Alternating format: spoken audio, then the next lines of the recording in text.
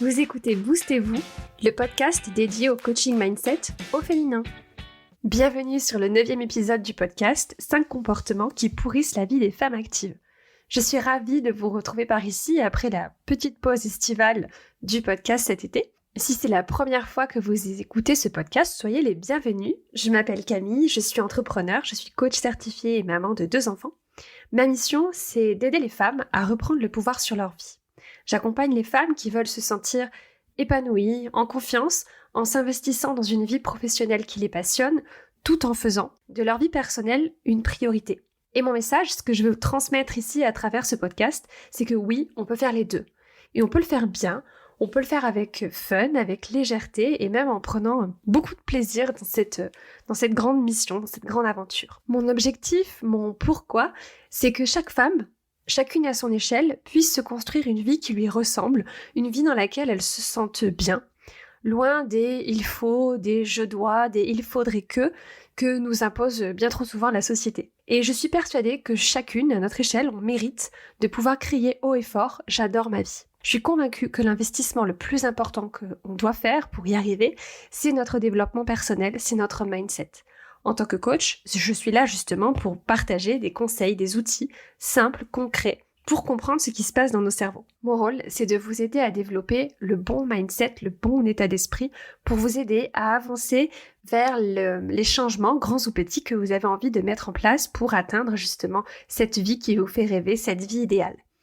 Pour ça, je vais vous aider à comprendre vos schémas de pensée, vos croyances limitantes, vos émotions, vos comportements, pour que vous puissiez construire cette vie sur mesure, bien au-delà de ce que vous pensez possible aujourd'hui. Dans l'épisode d'aujourd'hui, je vous propose de passer en revue les 5 comportements qui nous pourrissent la vie. Ces comportements qui nous épuisent, qui nous bloquent, qui nous empêchent de nous mettre en avant vers la vie idéale, vers nos objectifs, vers cette vie idéale qu'on s'imagine. On va voir ensemble pourquoi ces comportements nous épuisent et comment on peut essayer d'y mettre un terme, comment on peut essayer de trouver d'autres façons de penser, d'autres façons de se comporter vis-à-vis de ces 5 comportements. Je vous ai préparé, en complément de cet épisode de podcast, des exercices pratiques en mode introspection, auto-coaching, pour justement vous aider à vous débarrasser de ces comportements, de ces croyances toxiques et vous accompagner dans l'ancrage de nouvelles croyances, de nouvelles pensées que vous auriez envie d'adopter pour mettre un terme à ces comportements. L'objectif, c'est de vous aider à reprendre la responsabilité, à reprendre le contrôle, à reprendre le pouvoir sur votre vie et sortir du mode pilote automatique. Donc vous pouvez télécharger ce guide dans le lien de cet épisode de podcast ou sur mon site internet wonderfulmaman.com. C'est possible que vous vous reconnaissiez plus ou moins dans les comportements dont on va parler, peut-être dans un, plusieurs ou tous, que vous allez vous retrouver ou pas du tout. Comme souvent dans les épisodes de podcast, je vous invite ici à écouter cet épisode avec curiosité et à continuer votre journée, votre semaine, en étant justement dans cet état d'esprit de curiosité et d'analyse de vos propres pensées, et de vous poser la question, est-ce que oui ou non, j'ai certaines des pensées toxiques qu'on va décrire ensemble? Est-ce que j'ai certains de ces comportements? Parce que la première étape du changement, c'est toujours de faire un état des lieux et d'identifier quels sont les points qui pourraient éventuellement nous bloquer dans ce changement qu'on a envie d'entreprendre. Donc on y va, c'est parti. Premier comportement qui nous pourrit la vie, c'est la recherche de l'équilibre pro-perso. L'équilibre de vie, c'est un mythe, ou une licorne, comme vous préférez. Je rencontre beaucoup de femmes actives, beaucoup de working moms qui, à un moment dans leur vie, se retrouvent à rechercher ce fameux équilibre. Elles vont essayer de mieux s'organiser, de mieux répartir leur temps, de changer leurs horaires de travail. Elles vont peut-être prendre par exemple un travail à temps partiel, voire elles vont carrément décider de changer de métier, de changer de carrière, de se reconvertir. Et je vois beaucoup de femmes qui font le choix de l'entrepreneuriat pour ces raisons-là, pour cette question d'équilibre de vie. Et pourtant, j'ai pas encore rencontré de femmes qui me disent oui, j'ai trouvé la recette de ce fameux équilibre de vie, il suffit de consacrer tant et tant de temps aux différentes sphères de notre vie. Et d'ailleurs, je l'ai pas trouvé moi-même. Ce comportement nous épuise tout simplement parce que ce fameux équilibre de vie n'existe pas. Du moins, pas à l'extérieur de nous. C'est-à-dire que l'équilibre, c'est pas quelque chose de factuel. L'équilibre, c'est pas lié à nos circonstances de vie, ça ne correspond pas à une répartition équitable, équilibrée et proportionnée du temps entre nos différentes sphères de vie.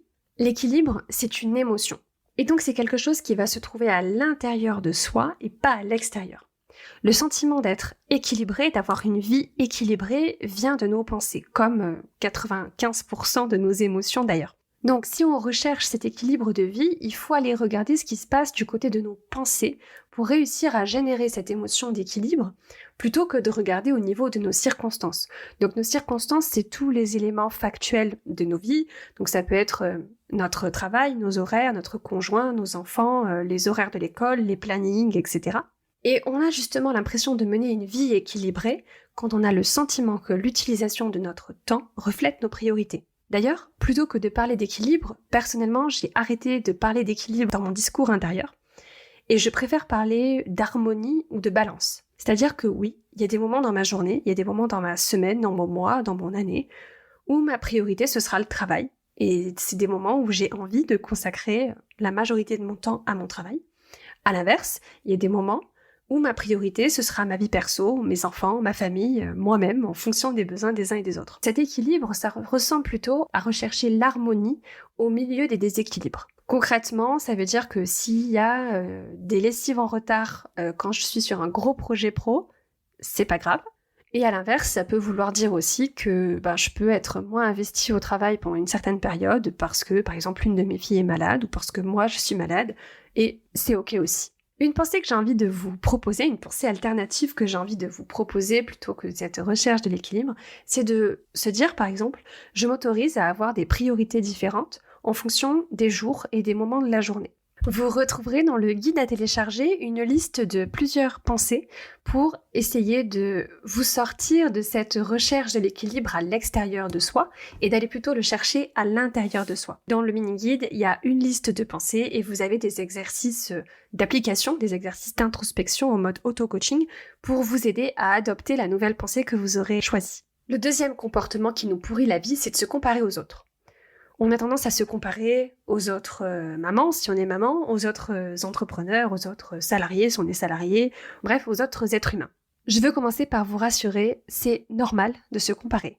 Nous sommes des êtres sociaux en tant qu'êtres humains et notre cerveau utilise la comparaison pour essayer de déterminer quelle est notre place dans le groupe. C'est un processus primitif qui a été utile, qui a eu son utilité, puisque à un moment donné dans l'évolution de l'humanité, la place dans le groupe conditionnait l'accès aux ressources, que ce soit la nourriture, la sécurité ou le confort qu'on était en mesure de recevoir. Mais on est d'accord que c'est plus tout à fait le cas aujourd'hui. Donc si on a tendance à se comparer, premièrement, on se rassure, c'est ok, c'est normal, ça veut juste dire qu'on a un cerveau humain, ce qui est plutôt une bonne nouvelle. Ceci étant dit, on peut quand même essayer de prendre un peu de recul sur ce comportement pour ne pas tomber dans ces pièges.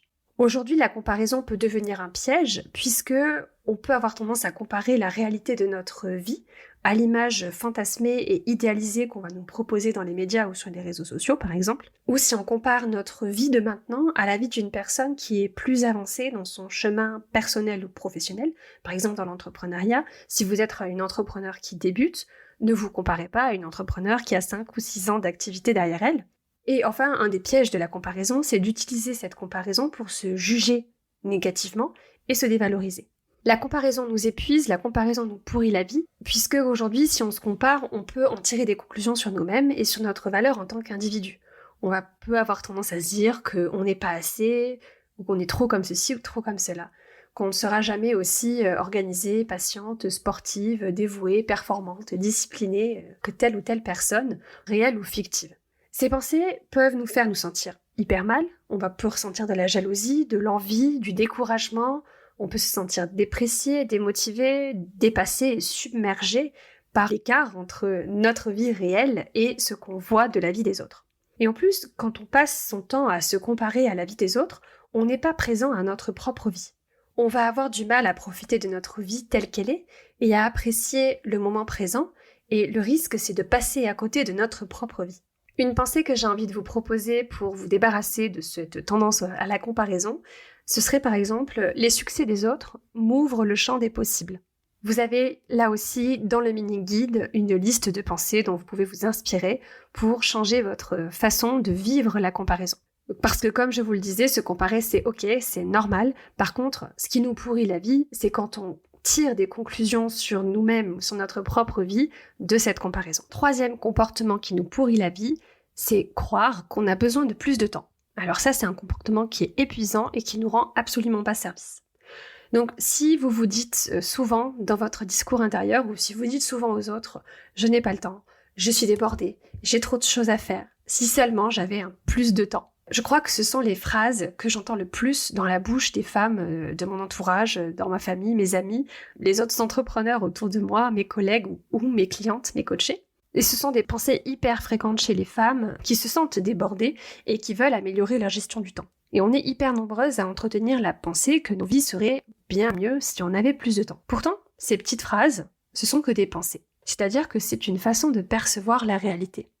Et comme toutes les pensées, elles ne sont ni factuelles, ni obligatoires, ni vraies dans l'absolu. Et si je vous disais même que ces pensées sont optionnelles? Le temps, c'est une construction mentale. C'est-à-dire que collectivement, on a décidé que les journées feraient 24 heures, que les semaines feraient 7 jours, etc. Et on essaie d'organiser nos vies autour de cette perception du temps.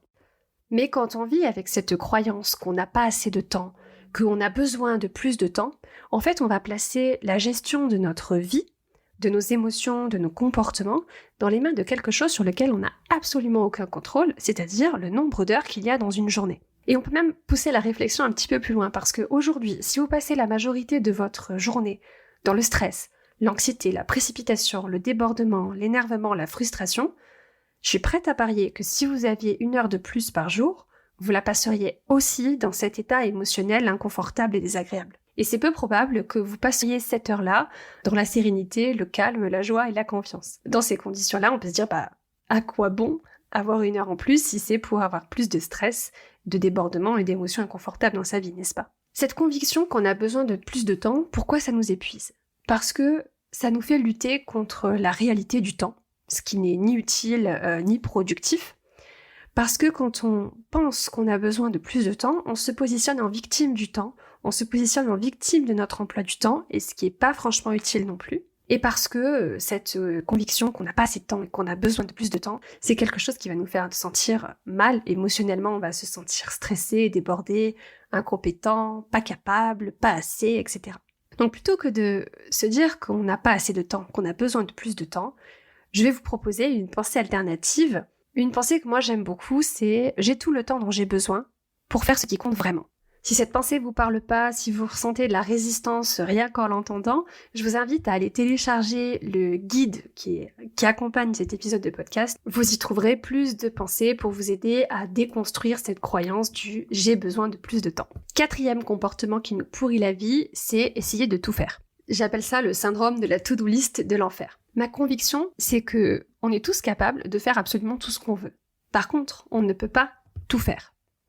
On vit dans une société qui valorise le faire, qui valorise la productivité, qui valorise l'activité et l'occupation. Et on a développé cette tendance, individuellement et collectivement, à considérer que notre valeur en tant qu'individu est directement liée à notre productivité. Comme si notre valeur en tant qu'être humain a été déterminée par nos accomplissements, comme si notre valeur dépendait de ce qu'on fait plutôt que de ce qu'on est. Et cette croyance peut vite se transformer en un besoin de faire ses preuves, mais on peut se poser la question auprès de qui est-ce que j'ai envie de faire mes preuves et surtout pourquoi. Parce que cette conviction qu'on devrait faire plus, qu'on devrait faire mieux, partout, tout le temps, elle nous donne l'impression qu'on rate nos vies. Pourquoi ce comportement nous épuise? C'est parce que avec cette idée qu'on peut tout faire et qu'on doit tout faire, on vient toucher du doigt ce sentiment hyper désagréable et hyper répandu de culpabilité. Cette culpabilité, je la rencontre énormément chez les femmes de mon entourage et particulièrement chez les mères. Elle provient souvent de cette conviction qu'on peut tout faire et qu'on doit tout faire. Parce que cette croyance, elle va remplir notre tête de « je dois », de « il faut », de « je devrais », et ça va se traduire en une to-do list interminable qui nous épuise et une charge mentale qui nous pourrit la vie. Toutes ces pensées, du « je dois », du « il faut », de « je devrais », ça nous conduit à l'épuisement. Quand on est une femme qui veut s'investir à la fois dans sa vie personnelle, dans sa maternité par exemple, et dans sa carrière ou dans le développement de son entreprise, cet état d'esprit de performance risque de nous pousser à vouloir surperformer justement, à la fois dans notre vie personnelle et dans notre vie professionnelle. Personnellement, je l'ai particulièrement ressenti quand je suis devenue maman. Je me suis surinvestie dans ma parentalité parce que je voulais être parfaite, parce que j'avais cette liste de « il faut », de « je dois » en permanence qui tournait dans mon cerveau et qui faisait que j'avais une to-do list interminable et une charge mentale infernale. Vous vous reconnaissez peut-être dans son comportement si vous êtes convaincu que vous devez travailler comme si vous n'aviez pas d'enfant et materner comme si vous n'aviez pas de travail. Alors oui, on peut penser que ce sont des injonctions qui sont véhiculées par la société, par le patriarcat, et je suis 100% d'accord avec ça. Et on peut se dire, ouais mais c'est pas de ma faute, si j'y crois, si j'ai ces croyances-là, c'est comme ça, j'ai été élevée et formatée comme ça. Effectivement, il y a des injonctions sociétales. Mais la question à se poser, c'est qu'est-ce que j'ai envie d'en faire moi à mon niveau ? L'idée, c'est de reprendre le contrôle sur nos propres systèmes de croyances, d'être conscient de nos systèmes de croyances qui ont été modelés par les injonctions sociétales, on est d'accord, mais de se demander, est-ce que j'y adhère et est-ce que j'essaie de m'y conformer ? Ou au contraire, est-ce que c'est toutes ces injonctions, j'ai envie de les envoyer valser, pour moi d'abord, pour ma vie, et pour celle de mes enfants, puisque rappelons-le, nos enfants, ce sont les futurs adultes de demain. Est-ce que j'ai envie d'essayer autre chose ? Est-ce que j'ai envie de faire différemment ? Est-ce que j'ai envie de penser différemment et d'être un modèle de ce qui est possible en dehors de ces injonctions et en dehors de ce patriarcat qui nous étouffe ?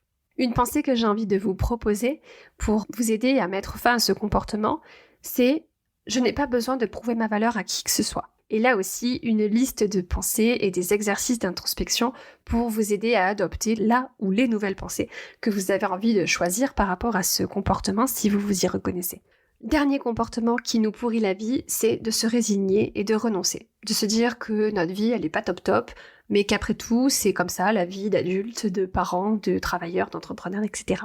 Est-ce que ça vous arrive de vous dire que votre vie, elle est pas géniale ?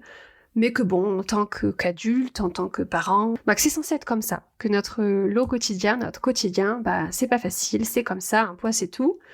Est-ce que ça vous arrive d'avoir le sentiment d'avoir renoncé à vos rêves, à vos ambitions, à vos objectifs, à vos envies, parce que de toute façon c'est pas possible, et de vous dire que de toute façon vous pouvez pas tout avoir? Parfois, quand on a le sentiment d'être coincé dans son quotidien, on peut avoir l'impression qu'aucun changement, grand ou petit, n'est possible, et que c'est pas possible d'améliorer notre vie de quelque manière que ce soit notre relation avec nous-mêmes, nos relations avec les autres, notre vie de couple, notre parentalité, notre situation financière, notre vie pro. Ce comportement nous épuise parce que si on est convaincu que le changement n'est pas possible, alors on a tendance à étouffer nos rêves, nos ambitions, nos espoirs et nos envies.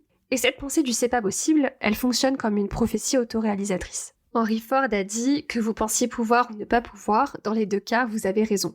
J'aime beaucoup cette citation et je crois que je vous en avais déjà parlé dans un épisode précédent. Disons que si on pense que c'est pas possible d'avoir une vie meilleure, on va en arriver à se résigner à vivre une vie moyenne, ou en tout cas une vie en dessous de ce qu'on avait espéré plus jeune.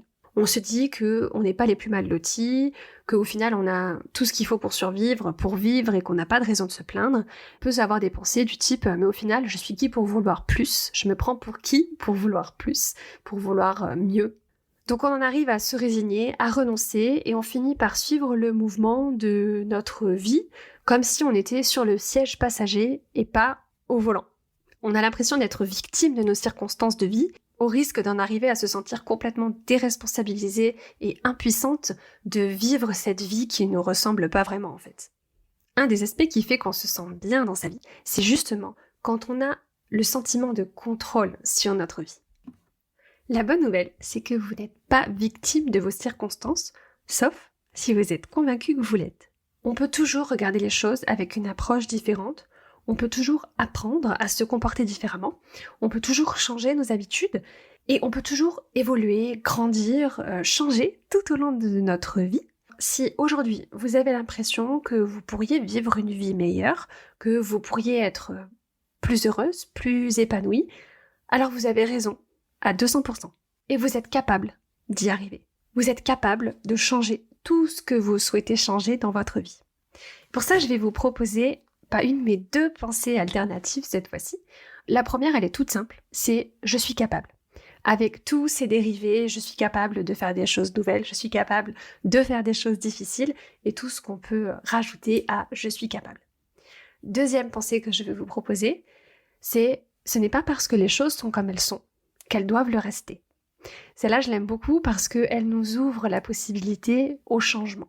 Ici aussi, vous avez dans le guide à télécharger des pensées puissantes que vous pouvez expérimenter, tester et pourquoi pas adopter pour vous aider à ouvrir votre champ des possibles et pour vous aider à avancer vers cette vie meilleure, vers cette vie idéale qui vous fait rêver. Et si vous avez besoin d'un coup de pouce supplémentaire pour justement vous autoriser, vous donner la permission de rêver et d'avancer vers vos rêves et vos objectifs, vous pouvez aller visionner la masterclass que je propose gratuitement sur un outil de visualisation qui s'appelle le Vision Board. Dans cette masterclass, je vous donne justement beaucoup d'outils et de conseils pour ouvrir votre champ des possibles et vous donner la permission, vous donner le temps d'explorer vos envies, d'explorer vos rêves et vos objectifs. Cette masterclass est disponible gratuitement. Je vous mettrai le lien dans la description de cet épisode de podcast. Donc pour résumer, ces 5 comportements qui nous pourrissent la vie. Le premier, c'est la recherche de l'équilibre de vie. Le deuxième, c'est la comparaison, se comparer aux autres. Le troisième, c'est de croire qu'on a besoin de plus de temps. Le quatrième, c'est essayer de tout faire. Et le 5e comportement qui nous pourrit la vie, c'est de renoncer et de se résigner. Si vous vous reconnaissez dans un ou plusieurs de ces comportements et que vous avez envie d'y mettre un terme pour de bon, foncez télécharger le guide PDF gratuit qui accompagne cet épisode de podcast. Dans ce PDF, vous retrouverez les notions dont on a parlé dans cet épisode de podcast et vous y retrouverez pour chaque comportement des pensées alternatives ultra puissantes pour vous permettre de mettre un terme à ce comportement et changer votre façon de penser, votre façon de vous comporter et les émotions que vous ressentez par rapport aux comportements dans lesquels vous vous reconnaissez. Et vous avez dans ce guide des exercices d'introspection pour vous aider à ancrer les nouvelles pensées que vous avez envie de tester et d'adopter par rapport à ces comportements. Pour télécharger, le lien en description de cet épisode de podcast ou sur mon site internet wonderfulmaman.com. Le mot de la fin, c'est que nos pensées créent notre réalité. Apprendre à comprendre nos propres pensées et à les superviser, ça change absolument tout dans nos vies. Quand on a compris pourquoi on pense ce qu'on pense, pourquoi et comment naissent nos émotions, et comment ces émotions influencent nos comportements, alors on a vraiment tous les outils en main pour reprendre le pouvoir sur nos vies et pour pouvoir se sentir mieux pour de bon. Et c'est justement ces outils-là que j'utilise et que je transmets à mes clientes en coaching. Donc si vous avez envie qu'on en discute ensemble, vous pouvez réserver une session de bilan gratuite avec moi. C'est une conversation d'1 heure pendant laquelle on va créer de l'espace pour l'exploration de vos rêves, de vos envies, de vos désirs, grands ou petits, de tout ce que vous avez envie de changer dans votre vie.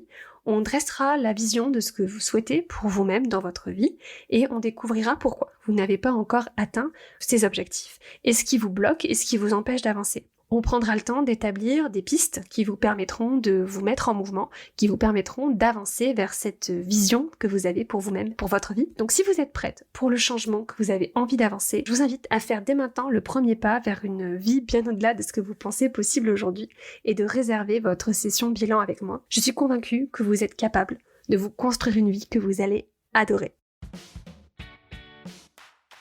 C'est la fin de cet épisode. Si vous entendez ce message, c'est que vous êtes resté jusqu'au bout et pour ça, je vous remercie du fond du cœur. Si cet épisode vous a plu, plusieurs options pour soutenir le podcast. Vous pouvez laisser un avis 5 étoiles sur Apple Podcast ou sur Spotify. Vous pouvez partager cet épisode, le podcast, autour de vous à toutes les personnes à qui il pourrait être utile. Vous pouvez aussi vous abonner au podcast sur la plateforme d'écoute de votre choix et vous serez notifié des nouveaux épisodes chaque semaine. Vous pouvez me retrouver sur les réseaux sociaux, je vous mettrai tous les liens en description de cet épisode. Vous retrouverez sur le site internet wonderfulmaman.com les notes de l'épisode avec des liens vers les ressources dont je vous ai parlé. Et si ce que vous avez entendu ici vous a plu, rejoignez la newsletter de Boostez-vous. Vous y retrouverez mes meilleures astuces, mes conseils, des coups de boost et plein de contenus exclusifs. Vous aurez aussi accès à plusieurs cadeaux de bienvenue, mais je ne vous en dis pas plus pour ne pas gâcher la surprise. On se retrouve pour un nouvel épisode la semaine prochaine. D'ici là, je vous souhaite une belle semaine, une bonne rentrée si vous rentrez cette semaine. Et je vous dis à la semaine prochaine. Bisous!